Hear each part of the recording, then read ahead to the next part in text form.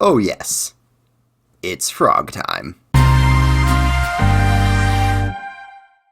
Hello friends, today we're going to be drawing frogs. This is a suggestion I got from Howl Hughes, and this one was kind of interesting because as I did some research, I found more types of frogs than I thought would fit well on one page of Insert a Page Bestiary. So, I'm breaking up frogs into a couple. I'm starting with the ones I think would be fearsome and challenging as giant frogs. Right? This is for a fantasy game. We can make the frogs giant. Why not? Who cares? It's fun.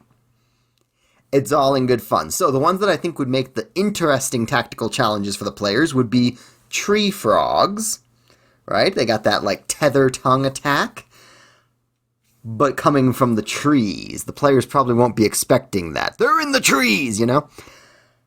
The second one I thought would be interesting would be to make a pond frog, but kind of tweak the stats of the giant frog as is to fit more with the pond frog's strengths. Mostly that being stealth, right? The third one is giant bullfrog, which is going to be a size category up and just beefy, right? Make this thing kind of intimidating more than the others. So that gives us a few different ways to go about this with these frogs. You know, we've got the tree one, we've got the extremely stealthy one that's in the water, and we've got the one that it doesn't mind if you see it a mile off. If you come near it, it's gonna get you, right? It's big enough, it's not afraid of you. So with all of these bits of it going together, I think this makes for a good assortment to really put some interesting options in play if you bring these frogs to the table. All of that done and all of that together, let's take a look at how these all worked out in the final product. And here we have it.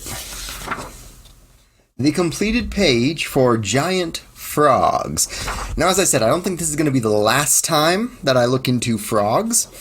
As I did research to figure out which types of frogs were going to be good for a tabletop game, there were more than I thought would fit well on one page. So, for this page, we have the giant tree frog. Replace swim speed with climb speed. And I think that was really the only change for the tree frog. For the giant pond frog, we cranked stealth through the roof. That's the advantage that pond frogs have. They are in their element in the water, and they are very, very stealthy, and that's going to be the thing to watch for from them. The giant bullfrog, we beefed up a bit, turned it from a medium beast to a large beast. Right, so this thing is going to pose a threat. Beefed up its AC, beefed up its hit points, beefed up its attack damage, and beefed up the amount of loot you get from it. As for loot tables for these guys, I've got frog meat. Right, so from the medium ones, you'll get 2d10. From the big one, you'll get 4d10. The tree frog will give you... the way I did this was 1d3 minus 1. Right, so your results are either 0, 1, or 2. For how many frog eyes you find. You'll either find none, you'll find 1 intact, or you'll find 2, basically. So the tree frog gives red frog eyes, the other 2 give yellow frog eyes, and then you will find a certain number of vials of frog bile, if anyone has a use for that in your campaign world. The way that attacks work for frogs are kind of unique. They have this special stuff about bite and swallow.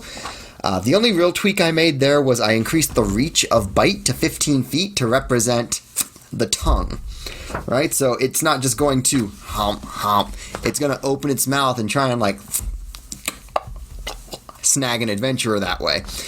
So hopefully all of that makes for some frogs that are a little bit beefier and scarier on an encounter. Now, some of the other types that I thought would be interesting to include would be a standard pond frog.